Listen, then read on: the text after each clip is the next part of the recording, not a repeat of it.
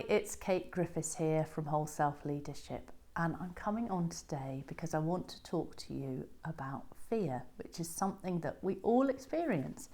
And it's also because this is our current Conscious Conversations book club book called How Not to Be Afraid by Gareth Higgins, who's an independent author. And I just love the way that he writes, and it's going down well with everybody in book group.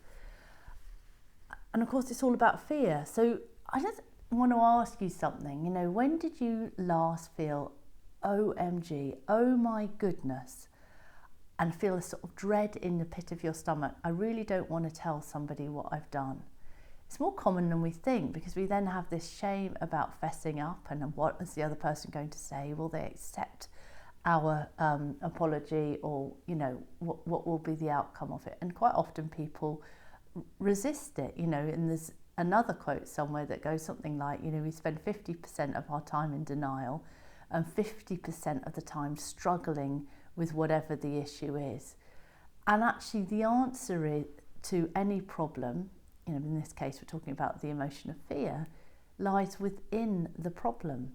So it's about finding the courage to tackle it and to fess up. And let me just share a story. This happened to me this week, in fact. We were on holiday in the Forest of Dean, having a fabulous time with friends in a very quirky house, and the owner lived on site because it was a farm, and just loved the fact that we brought Benji the dog, and said, oh look, there's this paddock of 2 acres that he can run wild in, and we were like, that's great. It was all fantastic. First day went really well, and in the evening, because we'd had him shut in his sleeping compartment for dinner, because he can be a bit mad at jumping up, we'd let him out, and he'd gone out with the others who were playing snooker. Anyway, he came back to see Amanda and I, and we gave him a bit of a fuss and stuff, and then he ran off again. He's always running around, he's got loads of energy. We thought nothing of it, because he's gone off to see the others. I couldn't hear anything. And then sometime later, I thought, for some reason, decided to go to the room next to the living room, which had a sofa bed in it. I went in, and there he was, ripping up 2 cushions, and the kapok, or whatever the stuffing inside, was thrown and strewn everywhere. So obviously we removed the cushions from him, told him off, and took him out of the room. I was thinking, oh my goodness, I'm going to have to tell the owner. I'm really dreading this.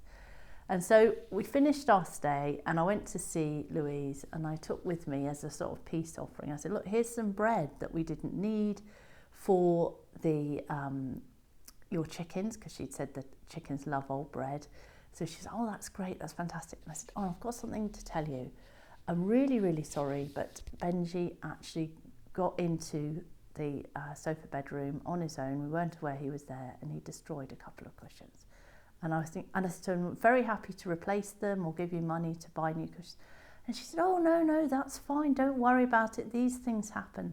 And thank you so much for telling me. She said, you wouldn't believe the number of people that actually do destroy stuff or break things, and then they hide the evidence because they don't want to tell me. And then I think I'm going mad because I can't find the things. Much rather know.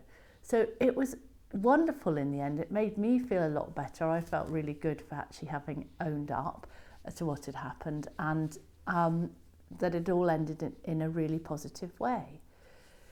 So sometimes the thing that we think, the worst thing that might happen, won't actually happen, and it can, in sharing that with somebody, we can make the relationship a better relationship. And this is really important this year, because the energy of the water tiger year, we've just entered a new year in the Chinese astrological sort of system, started in 6th of February, I believe,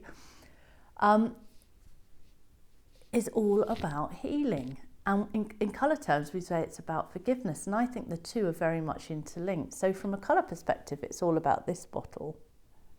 So as you look at it, think about how it makes you feel. And maybe ask yourself the question, who do I need to forgive? And see what answer comes up. Because that is how we heal, by really digging deep into forgiveness. So that's the first thing. And the second thing might seem a bit strange, but what I would recommend that you do is really be generous to yourself. in a way, whatever way that might be. So spend sort of 2 hours doing something you love doing. So for me, that is every Sunday I get to spend probably more than 2 hours on my own, reading, maybe having a bath, relaxing. And that's my recharge for the whole week. And that kindness to yourself will have a ripple effect out on all those around you. And it becomes easier then to deal with the sort of less than easy emotions like fear that come up. And what can help us with fear, another sort of final thing that can help us with fear, might be to use a spritzer like silver. See how you feel about that. As you see, it's pretty clear. There you go. So you can spritz that on yourself. Silver gives you clarity and precision, because sometimes with emotions, when they're messy, we haven't a clue what's really going on and how we feel. So that can help. Or alternatively, you can use this other one that we're using in our silver journey at the moment. This is called Black Dragon, and you might be able to see there's some sparkly white silvery bits in it.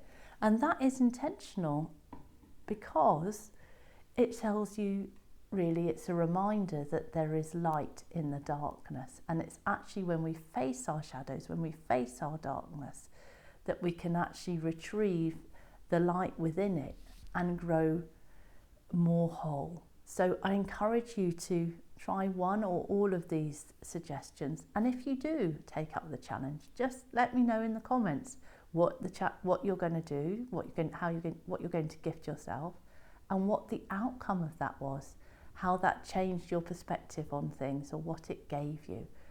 So look forward to hearing from you and to seeing you soon. Take care. Lots of love. Bye for now.